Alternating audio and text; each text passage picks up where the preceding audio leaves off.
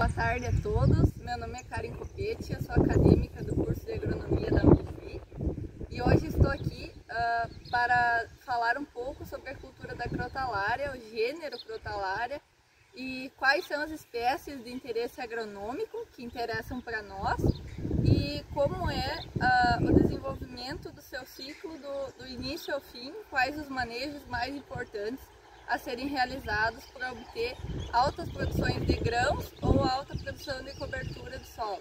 Então esse gênero ele surgiu na Índia e depois ele se espalhou para o resto dos trópicos. Nesse gênero compreende mais de 600 espécies. A maioria delas são consideradas plantas invasoras, plantas de beira de estrada, plantas que se desenvolvem em solos de baixa fertilidade natural. Então a maioria delas são consideradas invasoras, porém tem 4 espécies que são as agronomicamente importantes para nós, que são a crotalária juncia, a spectabilis, a ocroleuca e a paulina. Em geral, as plantas desse gênero possuem sistema radicular pivotante, porque elas são plantas da família da Fabaceae, então elas têm um porte ereto. Por essa arquitetura de planta, elas têm finalidade de cobertura de solo pelo grande volume de biomassa, podendo chegar até a 13 toneladas de biomassa por hectare. E seu sistema radicular é muito agressivo, como a gente pode ver, são plantas muito rústicas que descompactam o solo. Então, esse sistema radicular também é responsável pela reciclagem de nutrientes, então porque ela busca nutrientes nas camadas mais profundas, onde geralmente outras plantas não conseguem chegar. Ela também pode ser cultivada para produção de grãos, produção de sementes. Então, falando de crotalária juncia, ela possui uma produção muito elevada de biomassa, então pode chegar a 13 toneladas por hectare. É essa aqui que nós temos a demonstração, ela tem crescimento inicial rápido. Ela pode chegar a 3,5 metros num ciclo de 180 dias e é para isso que ela é empregada, no caso, então, para a produção de biomassa e cobertura do solo. Os genótipos disponíveis da crotalária juncia, que é considerada uma das mais importantes, são IAC-KR1 e o IAC1. A densidade de semeadura, ela varia se for a lanço ou em linha. A lanço, ela pode chegar de 25 a 40 kg por hectare. E na linha ela possui uma densidade de mais ou menos 14 kg por hectare.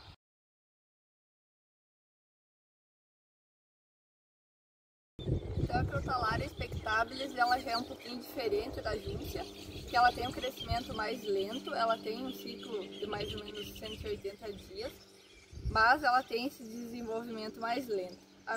Os genótipos são a cultivar comum, e a densidade de semeadura é um pouco menor, chegando a 15 kg por hectare. Já a crotalária paulina ela tem um ciclo um pouco mais estendido, que é até de 240 dias. Ela pode atingir também 3,5 metros de altura, mas ela tem um desenvolvimento mais lento. Ela é utilizada principalmente como quebra-vento em cafezais, mas também pode ser utilizado para cobertura verde. A sua cultivar é comum, e a densidade de semeadura ela vai até 15 kg por hectare a lanço. A crotalária ocroleuca ela tem um ciclo de 140 dias, ela tem um porte mais limitado, que é até 2 metros, mas ela possui uma alta produção de biomassa. E ela é muito rústica e produz muito bem em condições de baixa fertilidade natural. Por isso que ela é bastante utilizada no cerrado brasileiro. Ela é uma planta muito resistente, então, e a densidade de semeadura ela vai até 12 kg de sementes por hectare, tanto a lanço quanto na linha. Então, os métodos de semeadura mais comuns para a implantação do cultivo da crotalária são em linha, a lanço com distribuidor pendular de sementes. Também pode ser feita a mobilização do solo e posteriormente a semeadura a lanço ou em linha. E também existe um equipamento que ele escarifica o solo, semeia e também faz a incorporação das sementes ao solo.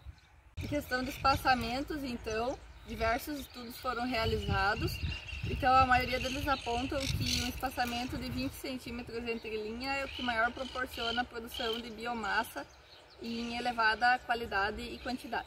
Então as formas de cultivo da crotalária pode ser em cultivo solteiro, quando se quer obter produção de sementes, mas também é bem interessante o cultivo dela consorciada com outras culturas de elevada produção de biomassa, como o milheto, por exemplo, em que tem muitos ganhos no sistema solo.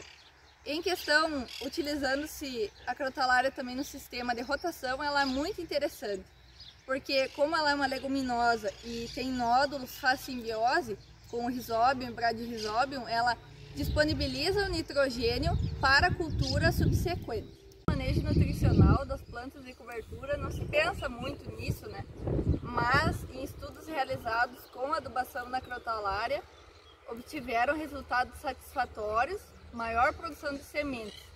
Então também na utilização de adubação com polímeros de liberação lenta, ela teve um aproveitamento melhor durante seu ciclo e pode reduzir a sua dose em 50%.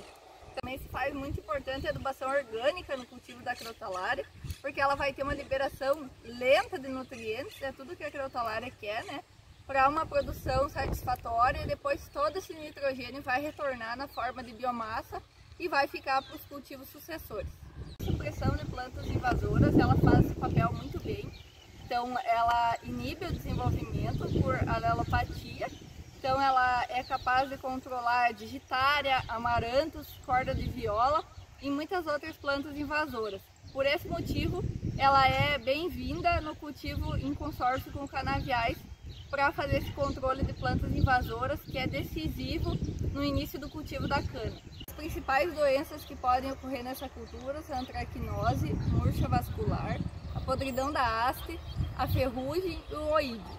Algumas podem ser controladas com produtos químicos ou produtos biológicos e outras se conseguem controlar com a utilização de cultivares resistentes a essas doenças. Em relação ao manejo de pragas da cultura da crotalária, ela não tem muita incidência de pragas, até por isso ela é utilizada como repelente no consórcio com outras culturas, né? Repelente de muitos insetos.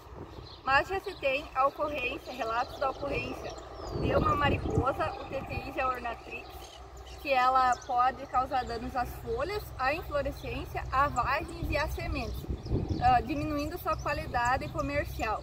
Em relação ao controle dessa mariposa, quando ela se caracteriza como praga, né, de alta população na cultura da crotalária, então ela pode ser feito controle ou biológico ou químico, mas se deve prestar muita atenção no período da floração, porque a polinização da crotalária depende das mamangavas. Em relação ao uso de reguladores de crescimento para plantas com finalidade de produção de sementes, muito se estudou também a aplicação de produtos auxínicos como 2,4-D, porém, mesmo reduzindo o porte das plantas e aumentando o número de racimos, se teve uma diminuição da produtividade final dessa cultura. Por esse motivo, até hoje, não é recomendada a aplicação de redutores de crescimento dessa cultura. A colheita dessa cultura, se ela é plantada na época normal, que ela atinge um porte mais alto, ela deve ser colhida manualmente e depois trilhada.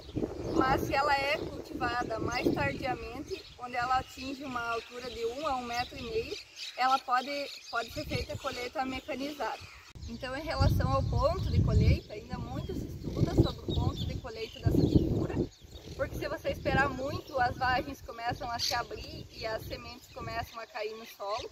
Então, o mais recomendado é que a colheita seja feita quando mais ou menos 87% das vagens estejam secas, só que porém a sua germinação ela ainda é reduzida cerca de 60%. Ainda não é recomendável essa germinação para comercialização. Esse assunto deve ser objetivo de muitos estudos, né? E para guardar essas sementes em pequena quantidade podem ser guardadas em garrafa PET pelo período de até 1 ano sem danos às sementes. Para cobertura de solo, o manejo mais adequado da planta da crotalária a ser realizado é o manejo mecânico, porque ela ainda apresenta muita resistência aos principais herbicidas, pela alta capacidade de rusticidade que ela apresenta. Em relação ao controle de nematóides, a crotalária é bem eficiente nisso, Então tem alguns trabalhos que dizem que a Crotalaria juncia, a Spectabilis e a Ucroleuca são as mais eficientes. Tem alguns casos em que elas conseguiram reduzir em até 86% a população desses nematóides no solo. Então como elas fazem? Elas atraem os nematóides juvenis até o seu sistema radicular, depois elas vão fazer a morte desses nematóides, impedindo a sua multiplicação no solo. Os principais nematóides que a cultura da Crotalaria consegue combater são o Meloidogene javanica e o Rhotilenculus reniformis. A Crotalaria ela se constitui como uma das principais culturas para adubação verde, cobertura de solo, descompactação de solo, ciclagem de nutrientes. Então ela é muito importante desse sistema de rotação de culturas, também fixando o nitrogênio e deixando para a cultura subsequente, para o desenvolvimento da cultura sucessora. Então eu acredito que todos esses manejos são fundamentais, né, para nós atingirmos ou uma produção elevada de biomassa ou uma produção elevada de sementes com elevada qualidade fisiológica. Muito obrigada e desde já agradeço a atenção de todos.